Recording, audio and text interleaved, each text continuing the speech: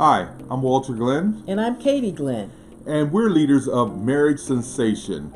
Our ministry is located at our church, New Life at Calvary, 79th and Euclid Avenue, Cleveland, Ohio. What we do is we promote marriage. We build up marriage and we encourage married couples. Now, I'm going to let my wife Katie tell you a little bit more about what a session actually looks like at Marriage Sensation. Well, with Marriage Sensation, we are a group of married couples, couples who are engaged, Yeah? couples who are even thinking about getting married. And we meet together to discuss the different issues of marriage, and there are a lot of those. And we support each other, sharing our experiences, talking about our marriages and just helping each other out. It's just, it's good to talk to other married couples and you find out that a lot of times you're going through the same things as the other people. Yeah, you're not alone. You're not alone, and we share ideas and we share just all kind of different information that could possibly help someone along their way in their marriage. Now, we have a 33-year marriage, but our marriage is by no stretch of the imagination a perfect marriage. Right. Nor is your marriage going to be perfect. But what we can do is help each other along the way with the various issues of marriage. One of the issues of marriages that we see that comes up every day in everyday life is the issue of communication. How well do we communicate? So we're going to give you 2 quick tips today about how to communicate well with each other. The first communication tip is giving information in bite-sized nuggets. Katie, can you go through that? Let's do a little role play and let's go through it. Okay, well, first of all, communication is one of the keys to the success of your marriage. With communication, you're discussing your hopes, your dreams, your concerns, and you discuss those together as a couple. And so it's good to get clarification and to really learn how to communicate. Oftentimes it's a process when you learn each other's different styles of communicating and just being feeling comfortable enough to just really express yourself, express your emotions. And so communication is a very important key. So with this tool we're going to discuss today about basically giving information in bite-sized nuggets, tell me a little bit about your day today. Okay. Today, when I went to work, I had gotten a cup of coffee, and when I got up to my desk, it spilled over, and it was like, oh my goodness, I have to clean up this mess because I have an appointment coming in. And so just little things like that happen throughout the day, just throughout the entire day. But by the end of the day, things had kind of calmed down, but the morning was a little bit difficult. So I hear you saying that you had a bad day at work today. Is that you didn't have such a good day?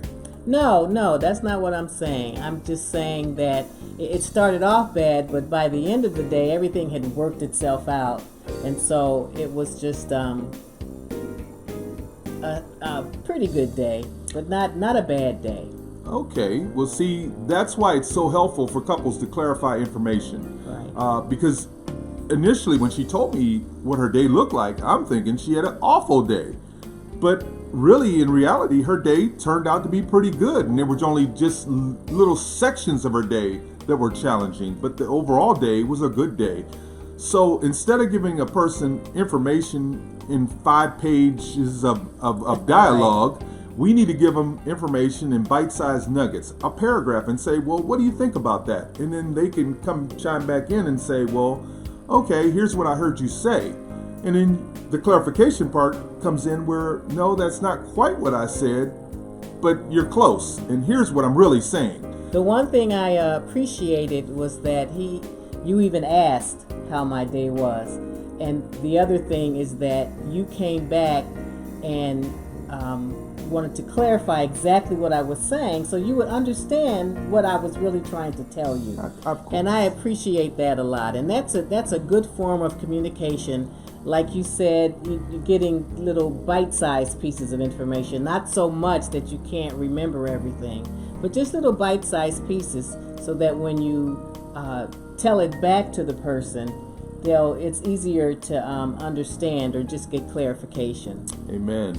Well, our second communication tip is processor versus quick thinker. Yes. Now, I am a quick thinker. And I am a processor.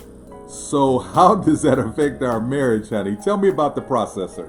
Well, with the processor, if you ask me a question, it takes me a minute or two to come up with an answer because I'm processing the information that you're giving me.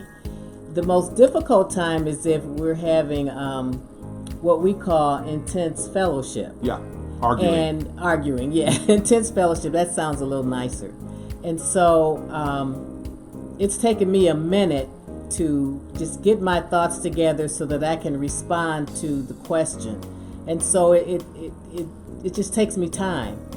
And, I need this time to process the information that I was just given. Now, let me ask you this, honey. Is the processor worried about giving good information, or are they worried about what they say won't sound right? Is that Right. part of it? I'm just worried about, what my response is going to be. That I have a good response, one that he can understand, and one that I can get my point across. But for me, that takes a minute or two. So how does that, I'm going to kind of illustrate how it works in marriage, where the processor and the quick thinker are teamed up, and oftentimes that's what happens. Amen. Opposites attract. Opposites attract. And so we get together and I'll ask the question, where are we going to eat tonight?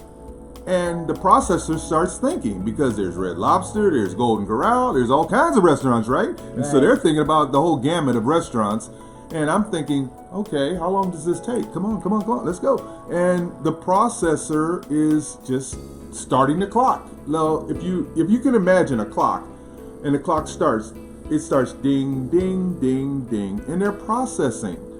Whereas the quick thinker, they want an answer. Give me an answer. Let's find out where we're going. And that's difficult because the person is waiting for you to give them an answer. Is there pressure? And that's just, there's a lot of pressure in trying to think of a good answer. That's a good part, a good answer for that person that they'll understand. I apologize, honey. I'm so sorry. I don't mean to put pressure on you. It's not a football game. But here's how this works. The processor is thinking. The quick thinker has asked the question, and then the quick thinker gets a little impatient, Right. and so they ask another question. So not only is it now, where are we going to eat, but what time are we going to eat? What do you want to eat? And all this new information has to be reprocessed now, Right. so the clock goes back to zero, and the processor starts all over again. Do you ever feel that way? Oh yeah. So what happens is that because I'm being bombarded by all of these questions and I'm trying to just process the first one, I then just shut down because I can't think that quickly. I just kind of shut down from the conversation, especially if it's, an intense conversation. Just kind of shut down because I cannot, the quick thinker is not giving me enough time to come up with a decent answer or a good answer or even, what I'm really feeling. So that can be very difficult. So the solution, we believe, is that all you quick thinkers out there, when you're married to a processor and you ask a question or two, please allow them to think through the question. Please. Please allow them to think through the question. If it's a 2-minute process time, then let them have the 2 minutes. And so the clock goes around and they process it and they can give you a good answer. They will give you a good answer if you allow them time to process. Right. Now, what we're not saying is that a year from now you give me the answer to where we're going to the restaurant. Right. It has to be in a reasonable time frame. It can't be an unusual time frame that's not appropriate for the situation. But some things you may have to sit on a question overnight. But Right. then the processor needs to say to the quick thinker, hey, I need a little more time to think about this. Exactly. That would be helpful. That's good communication. That's good communication. Hey, stay tuned next week as we give more communication tips and tips about other aspects of marriage in our series, Improving Your Marriage Through Marriage Sensation. Bye now.